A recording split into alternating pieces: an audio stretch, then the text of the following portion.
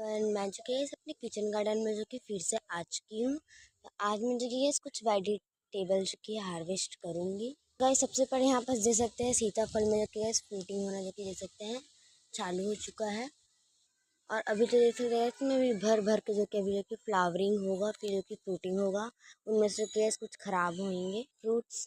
फिर जो कि ऐसे यहाँ पास कुछ भांटा भी है जो कि हम आज हार्वेस्ट करेंगे। वो देखिए इस वाले कोने में आपको दिखेगा। गैस यहाँ पास एक लौकी है।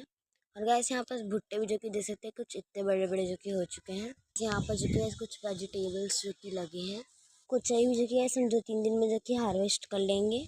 सो गाइस आज मैं जो कि कुछ मूली भी जो कि हार्वेस्ट करूँगी। तो चलिए फटाफट से हार्वेस्ट करते हैं।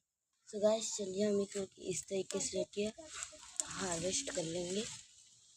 एंड गाइस हम ये जो कि इस भाटा जो कि हार्वेस्ट करेंगे। ये जो कि गाइस कुछ इतना बड़ा सा है। यहाँ पर जो कि है कुछ और जो कि गाइस भाटा है, उसे भी मैं जो कि तोड़ लूँगी। तो गाइस ये था हमारा आज का हार्वेस्टिंग। बाय।